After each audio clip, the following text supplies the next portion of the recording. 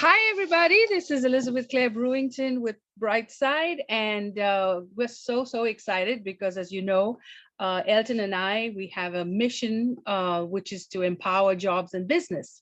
And I have with me in our studio today, I have an author called Marc Lafleur, and he's written a book that I think all you guys need to get. It's called True Founder, and I'll tell you, he's really got a very impressive bio. So Mark has had holes in his shoe at 16, and as the only Black kid in an all-white Catholic school, life was tough. His entrepreneur journey didn't begin until he heard that Snapchat turned down 3 billion offer from Facebook. So there's so much more with him, and now today he's a CEO, and I think that his company has people 60 plus, I think. So there's a lot of great information, and he's here to give you some good advice. So Mark, tell me about this book and what made you write it? Yeah, well, it's kind of like you said, I grew up in a small town. We didn't have a whole lot of money, holes in my shoes sort of story. So I never imagined a world where a kid like me, like at the end of the day, it was, you get told that you have to go to university or you got to go to college. And if you don't do that, then you're not going to be successful. So because I spent most of my time failing classes in high school, I never imagined myself as any sort of entrepreneur, founder, or CEO. So I realized that, when the company sold, what it would have been like almost 15 years later after high school, when I was 30, we sold for $16.7 million. It just made me realize that I think my story is a little bit unique in the sense that there's probably a lot of other kids out there and a lot of other people that don't know what they want to do, and they don't have any experience in business. So they don't think they can actually start a company. So I figured that, I had no business background. I had no aspirations or dreams of, starting a company. And it wasn't until I was 22 that I even realized that apps were more than just little toys on your phone. Like there were hundreds of engineers and hundreds of millions of dollars of venture capital behind them. So I figured if, I could do it and just pretty much problem solve our way to success, I think there's probably a lot of people that need to hear that message, because there's probably a lot of people that would make really great founders, but they think that because they don't come from money or because they think they don't have a business background, they can't make it happen. So the whole book really started about being less about my story, but more about the things that we learned along the way. So, I broke the book up almost into 4 different parts, and these are kind of the different stages that founders are going to go through. And I say that the book is for all first-time founders. And the reason I say that is because I always consider, I don't care if you're on your, 3rd or 4th or 5th business, or you're already a few years into your company. I look at a first-time founder as someone who has yet to go through that big liquidity event. So whether they are looking to, have their company acquired, or maybe they take some chips off the table because they go through some sort of Series A financing. For me, it's like, if you're in the trenches right now, that considers a first-time founder. And also, if you're thinking about starting a business, you're also a first-time founder. So the book kind of starts off with some of the, mindset things. And of course, everybody talks about mindset. You can't go on LinkedIn nowadays and not see some online influencer trying to say that, hey, here's how you can be rich, use these mindset tips. So I wanted to touch on the ones that I thought were important, but I wanted to give more tangible, actual tactical advice as well. So the first part of the book is just getting your mindset right. So it's, the skills that I think you need to be a first-time founder, which in my opinion are, there's only one, and it's learning how to be a professional problem solver. It's looking at business as a series of sprints rather than a marathon, right? Like you're not actually just slowly trudging through the journey of starting a company. What's actually happening, in fact, and the way you should look at it, is that you are sprinting towards each and every opportunity that presents itself. And then when there are no opportunities in front of you, you're taking the time to recharge and reprioritize the company. It then goes into the next part of the book, which is, you've now made the decision to actually start your company. What are some of the things that you're going to need to be successful? And we dive into relationships between co-founders, how to find a co-founder, working through, shareholders agreements to make sure that you don't run into drama with co-founders. So we go into things like that. The next step of the book is, okay, your company's off to the races. You've got a few team members. Maybe you've gotten some funding. Well, now it's forget everything. Stop overthinking things. Just work like horsepower. You just need to put, the pedal to the floor and start going. So, in that part of the book, we start talking a lot about what it's like to actually build your community and how do you get your first customers.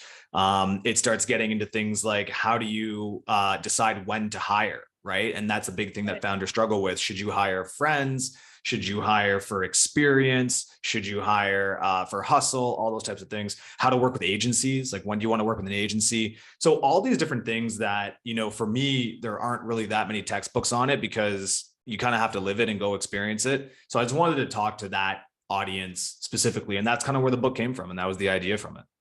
Wow. So it seems like you've had a strong mindset because, if you didn't have a mindset, you probably wouldn't have achieved so much at such a young age. So this is very, very impressive. Now, moving along, you've talked a lot about, so how does one raise capital? I mean, what are the things like, so first of all, you got to believe in your own business proposition, but then when you've come to the point where do you think people should start?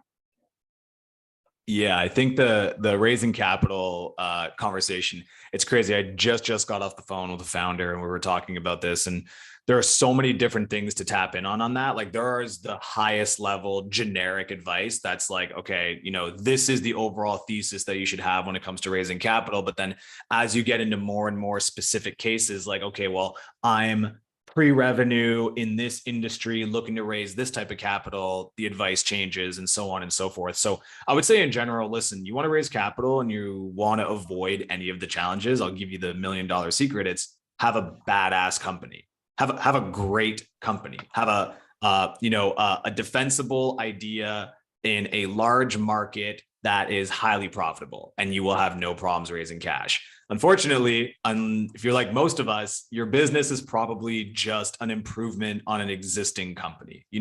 With True Local, we were a D2C food company through and through. We were able to capitalize on the fact that e-commerce had blown up in 2015, and we were just starting to get into the sort of commoditization of direct to consumer, especially in the food space. So we didn't reinvent the wheel. We were proving that we had found a unique niche that we could execute on better than anybody, which is, once again, now you're going into this sort of, how do you prove that? How do you convince that? How do you show investors that they should have confidence in you being the one that can do this better than somebody else?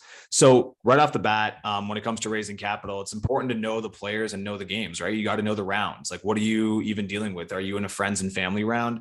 Are you in a angel round? Are you in a seed round? Are you in a series A?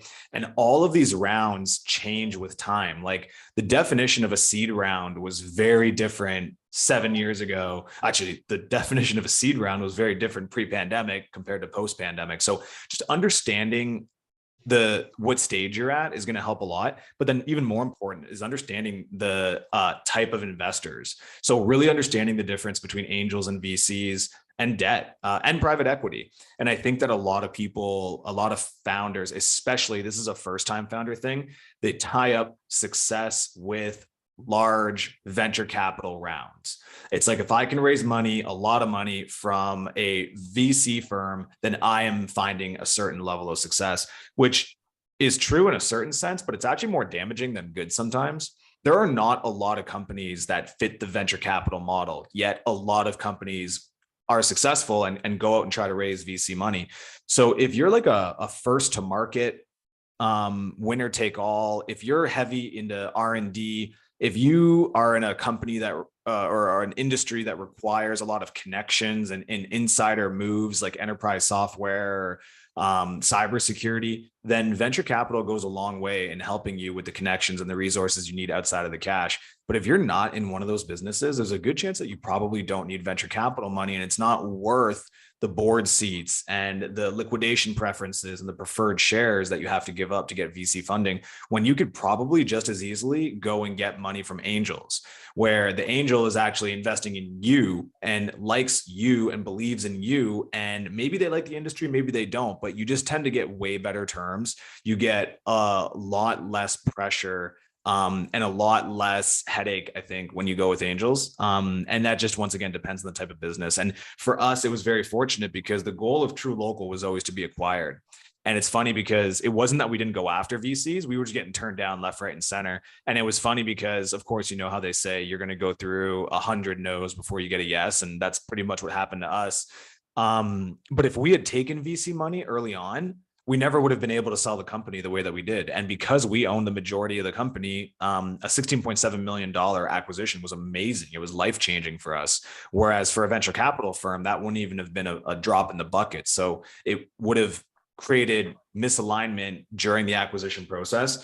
And it wasn't until the later years in True Local, where we're probably doing like $15-16 million a year, that VC started to get interested. But we were kind of self-sufficient by then. We had money in the bank. And when we saw the term sheets, it was like, sure, we like the valuation, but we don't need to give up this much control. So anyway, that's kind of the thing to think about. So when people are looking at where to start with funding, it's like, understand what type of money you need first. Like that's step number one, because not all money is equal. And sometimes you're going to give up a lot more than just equity when you go with certain players in the game. Wow, that's true.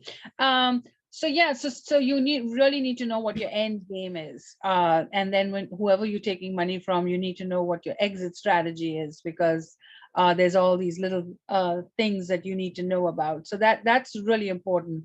So where now? So what's your next venture?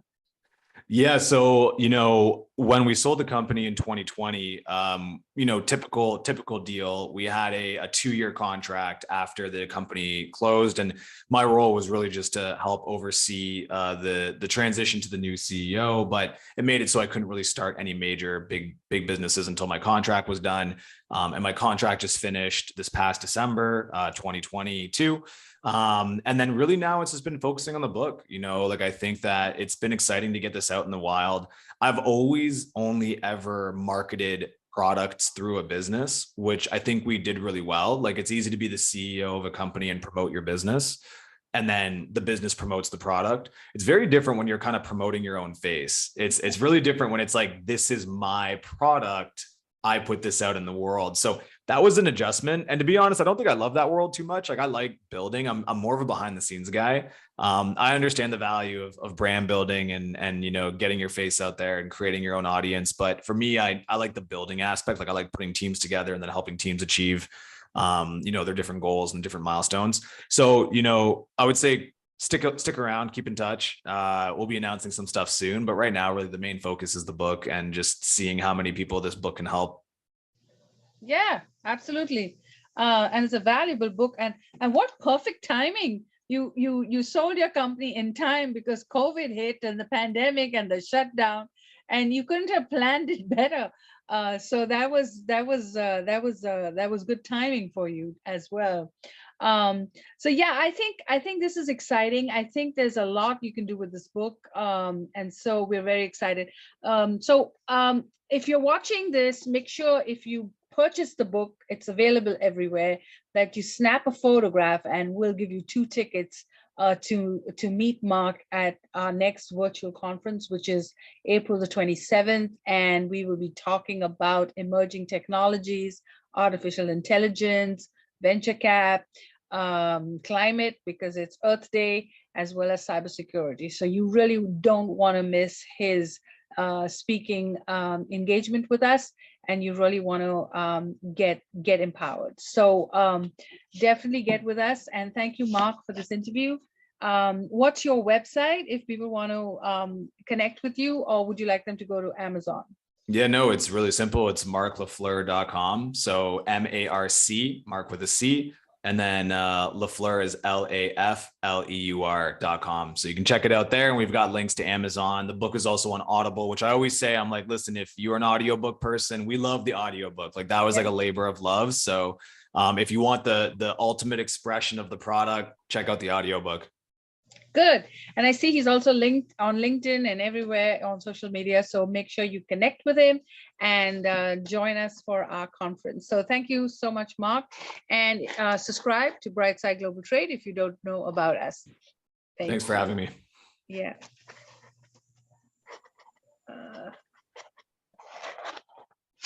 Okay.